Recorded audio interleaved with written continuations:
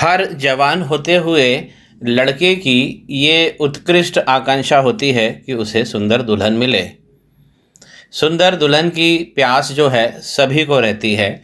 और मित्रों, जो मनुष्य है उसकी जो करीबी माया है उसे शास्त्रों में स्त्री, पुत्र और धन कहा गया है। इसमें सबसे ज़्यादा जातक का मन लगा होता है और यही स्त्री, पुत्र और धन है जिसके कारण जातक मनुष्य भगवान से दूर होता हुआ चला जाता है। वास्तव अगर रूप में समझें तो तुलसीदास जी ने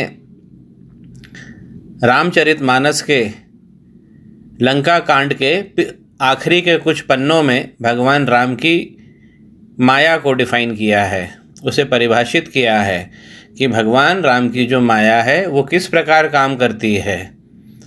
तुलसीदास जी कहते हैं कि भगवान राम तो स्वयं मर्यादित हैं, लेकिन उनकी परम माया स्त्री शरीर या स्त्री सौंदर्य में निहित है।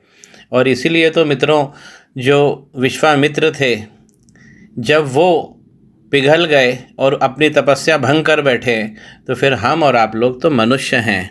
आइए जानते हैं सुंदर कन्या किसे मिलती है, सुंदर दुल्हन किसे मिलती है।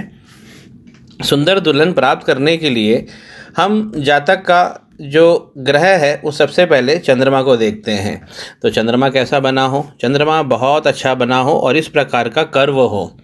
साथ में चंद्रमा पे भले ही कोई दिव्य चिन्ह ना हो, लेकिन जब आप इसे दबाएंगे तो इसकी जो त्वचा है वो सख्त नहीं होनी चाहिए, त्वचा मुलायम होनी चाहिए।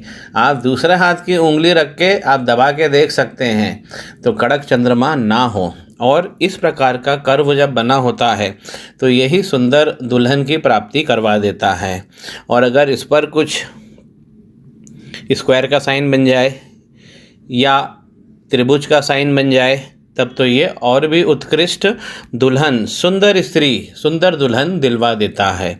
चंद्रमा ही सबसे बड़े कारक होते हैं सुंदर दुल्हन को प्राप्त करने के लिए। मित्रों, आप लोग जो अविवाहित हैं अपने अपने हाथों को देखिए। अगर चंद्रमा अच्छे से ढला हुआ है, कहीं से दबा ना हो, कहीं से फटा ना हो और उसका आकार बिल्कुल कर्व हो तो सुंदर दुल्हन की प्राप्ति कराता है।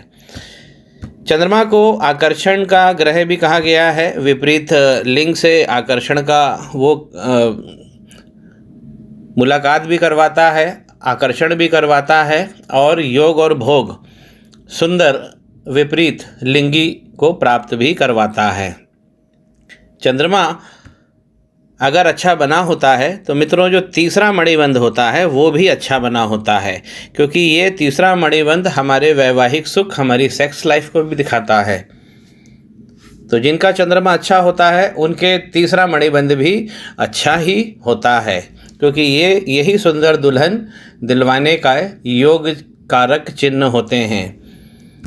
चंद्रमा अगर मान लीजिए कि खराब होता है तो इसका मतलब शुक्र पर भी दाग और धब्बे आपको दिख जाते हैं, क्योंकि चंद्रमा का होना सुंदर दुल्हन के लिए, चंद्रमा का होना, चंद्रमा के पास समस्त कलाएं हैं, इसलिए चंद्रमा का अच्छा होना ये ज़रूरी है। अगर चंद्रमा गड़बड़ होगा तो शुक्र भी कुछ नहीं कर पाएंगे।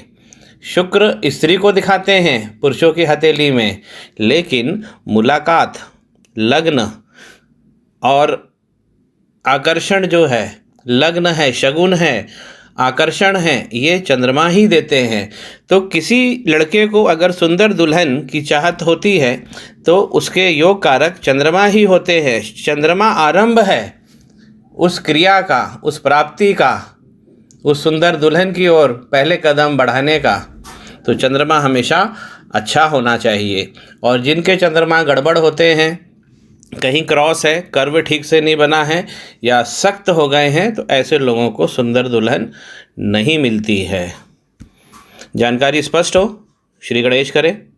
पाम ब्लॉग को सब्सक्राइब करिए।